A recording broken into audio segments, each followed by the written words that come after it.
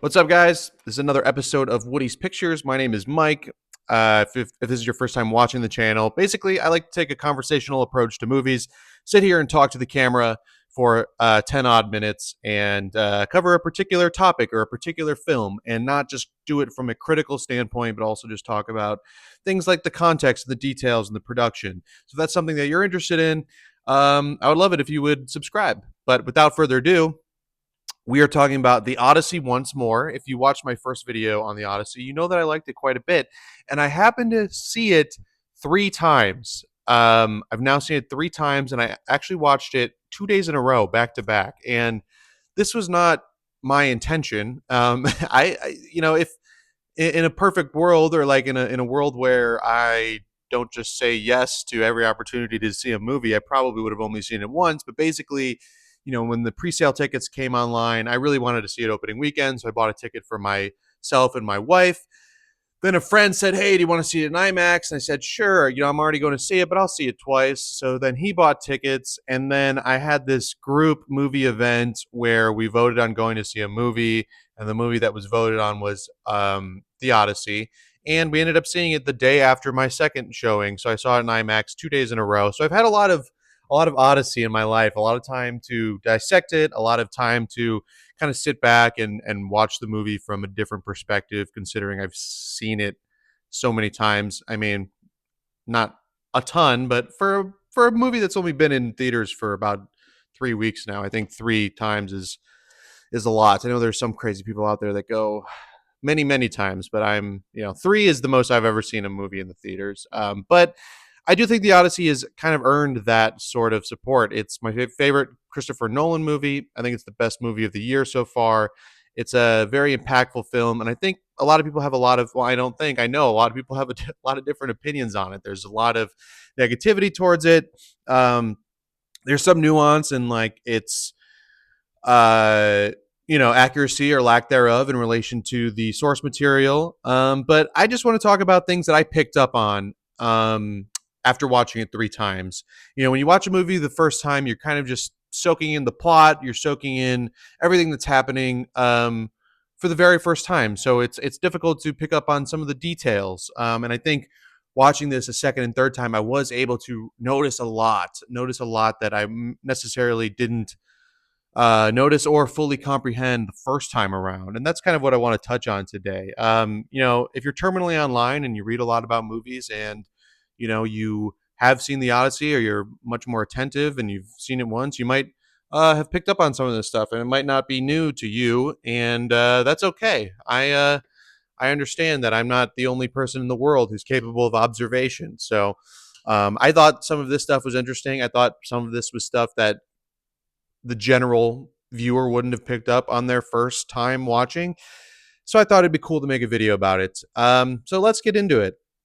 The first time I watched The Odyssey, I was very much just soaking it all in, right? And I didn't really see it much from a performance perspective, but there's a lot of details in the performances and a lot of details in the sound design that I think really stood out the first time around. And first, I want to get into the sound design. Now, I think oddly enough, the first time I watched it, the score wasn't like the top thing it wasn't like in the top list of things that I wanted to talk about with the film.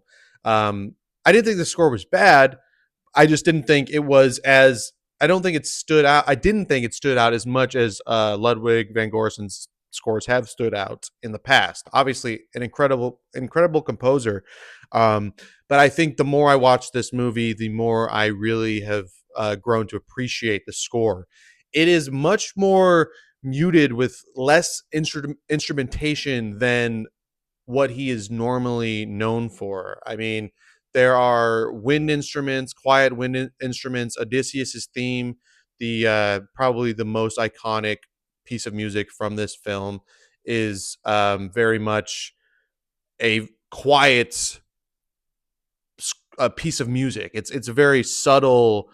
It really just kind of sinks into the moment, and it doesn't necessarily bash you over the head with this incredible attention grabbing score. But after you hear it multiple times, it does sort of start to like inch its way into your brain.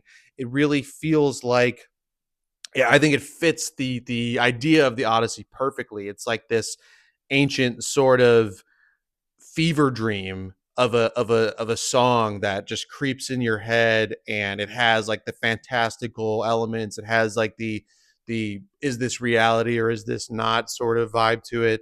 I think that really sunk in. But I think specifically with the sound design, what I noticed was two things that really stood out for me on multiple viewings, and I think the first is the use of thunder and lightning. Now, in this film, the gods are not personified outside of Odysseus's visions of Athena, right? In the poem, Poseidon and Zeus and Athena are all characters. They're characters with dialogue, right? And in this movie, it's more of a fantastical, real world representation of gods. We don't see them. Whether or not you really believe that they're there, that's kind of up to you and your faith, right? So the thunder and the lightning stood out because I think if you watch this with the lens of every time lightning strikes and you hear thunder, that's Zeus sort of imparting his will into the story. I think it gets really interesting. And there are several times where I noticed this happen that I didn't pick up on the first time I watched it. Firstly, early in the movie, lightning strikes and you can hear thunder when we see Calypso talking to Odysseus on the beach, and she's sort of saying like, "Oh, you're happy here. Keep eating the lotus flower. What else could you want in this life? Things are great." And then lightning strikes. You hear the thunder, and then you see Calypso glance up, and then that's when she sort of changes her tune and says, you know, "Stop eating the lotus flower. Tomorrow you'll remember what happened with your crew." Not verbatim, something along those lines. But for me, that was Zeus sort of signaling to her that like this has gone on long enough. He needs to remember he needs to go home, right? Also, later on, this happens obviously very prominently when Odysseus kills Robert Pattinson's character. It's early. I've only had one cup of coffee. I can't remember his name right now. But there, the lightning strikes right when he kills Robert Pattinson's character, which signifies, this sort of reckoning over the suitors breaking Zeus's law or disrespecting Zeus's law. And then, of course, you hear it early on when Tom Holland brings the first beggar in, and Robert Pattinson's character is upset about it and doesn't want the beggar there. And that can either be seen as like it's obviously it's introducing the idea of Zeus's law and maybe Zeus's presence within the film, but it also can be seen as Zeus sort of re-emphasizing his law, like saying, introducing himself, and saying like this is my law, this is me, whatever. um, the other thing I recognized, which I think is important thematically throughout the film, is the idea that Odysseus rings his bow before his prey, before he attacks his prey, and he says it's an honorable thing to do. It's giving his prey a fair chance, right? And one thing that I thought was really interesting that I picked up on was when he's talking to Penelope early in the film before he leaves, and he tells Penelope, "If I'm gone for a very long time, take another husband." As soon as he says that, the sound of his bow ringing is worked into the score. And for me, that was Odysseus saying, or Odysseus more or less giving the suitors an opportunity, giving the suitors a fair chance. Like, hey, if you can win my wife while I'm gone, this is your chance. Or also like serving as a warning. It could be seen as a warning to Penelope that the suitors are coming, as it is a warning to Odysseus's prey. I think it also can be seen as giving the suitors a fair opportunity while he's gone. Uh, and I thought that was an interesting element as well. The other thing that really stood out to me were the performances. Like I said earlier, like the performances, I never thought this was like a poorly acted film, but I didn't think it was a performance forward film. I thought a lot of it, the highlight of the movie for me was the storytelling and just the incredible production. But when you watch it on multiple viewings, some performances really stood out for me. Um, One that I think is not spoken up or spoken about enough is John Leguizamo. He is so good. There are some scenes in this movie, particularly towards the end when he's attacked by the suitors, mercenaries, or whatever. Um, and Odysseus returns. I think that scene is just incredibly well acted. He does an amazing job. Robert Pattinson obviously kills it. Robert Pattinson, I could make a whole video about Robert Pattinson. The guy has so much range and has impressed so much over the years since his sort of underwhelming Twilight, not debut, but rise to fame. And he's incredible in this film. I mean, he's such a slimy dirtbag, and his ability to play both a redeeming, interesting, captivating character in some of his other films like Mickey 17, The Batman, um, the most recent one he did with Zendaya, the wedding one. Man, I should drink coffee and wake up a little bit more before I make these videos.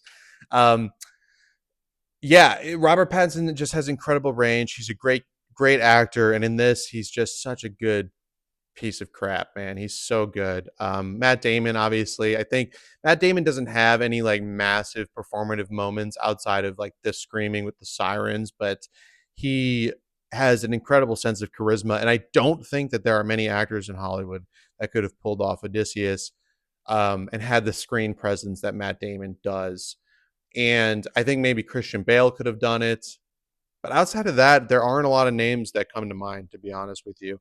Um, Overall, I will say, like, after watching this film 3 times, the last act hits me so hard every time. The third time I watched this, I felt almost as emotional, if not more, than I did the first time.